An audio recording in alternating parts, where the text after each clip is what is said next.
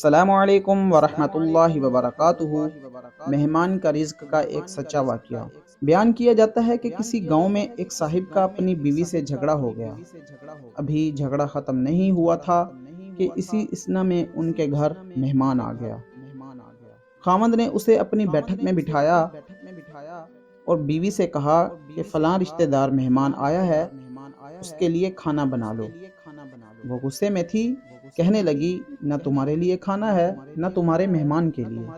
وہ بڑا پریشان ہوا، لڑائی تو ہماری اپنی ہے، اگر رشتہ دار کو اس بات کا پتہ چل گیا تو خام خواہ خاندان میں بھی بات ہوگی اور خواری الگ سے ہوگی۔ لہٰذا خاموشی سے آ کر مہمان کے پاس چپ چاپ بیٹھ گیا۔ اتنے میں اسے خیال آیا کہ چلو بیوی اگر روٹی نہیں پکاتی تو سامنے والے ہمارے ہمسائے بہت ہی اچھے لوگ ہیں، میں انہیں ایک مہمان کا کھانا پکانے کے لیے کہہ دیتا ہوں۔ چنانچہ وہ ان کے پاس گیا اور کہنے لگا بیوی کی طبیعت آج کچھ خراب ہے، لہٰذا آپ ہمارے مہمان کے لیے کھانا بنانے کا انتظام کر دیں۔ انہوں نے کہا ٹھیک ہے۔ وہ مطمئن ہو کر مہمان کے پاس آ کر بیٹھ گیا۔ مہمان کو کم از کم کھانا تو مل جائے گا جس سے میری عزت بھی بچ جائے گی۔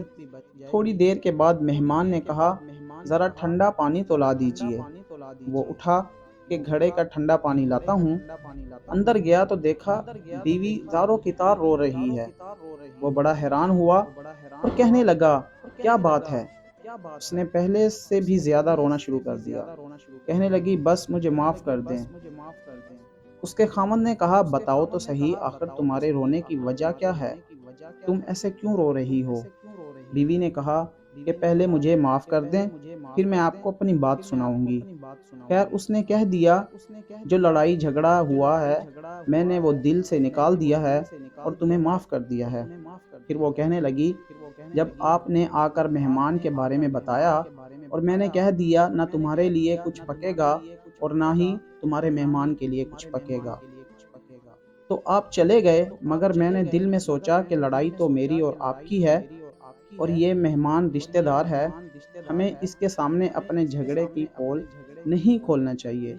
چنانچہ میں اٹھی کہ کھانا بناتی ہوں۔ جب میں باورچی خانے میں گئی تو میں نے دیکھا کہ جس بوری میں ہمارا آٹا پڑا ہوتا ہے ایک سفید لباس شخص اس بوری میں سے آٹا نکال رہا ہے۔ میں یہ منظر دیکھ کر سہم سی گئی۔ وہ مجھے کہنے لگے کہ اے خاتون پریشان نہ ہو، یہ تمہارے مہمان کا حصہ تھا جو تمہارے آٹے میں شامل تھا۔ اب چونکہ یہ ہمسائے کے گھر میں پکنا ہے اسی لیے وہی آٹا لینے کے لیے میں یہاں آیا ہوں۔ اس واقعے سے یہ ثابت ہوتا ہے کہ مہمان بعد میں آتا ہے جبکہ اللہ تعالیٰ اس کا رزق پہلے ہی بھیج دیتا ہے۔ امید کرتا ہوں آپ سب کو یہ ویڈیو پسند آئی ہوگی۔ ملتے ہیں نیکسٹ ویڈیو میں۔ جزاک اللہ خیرہ۔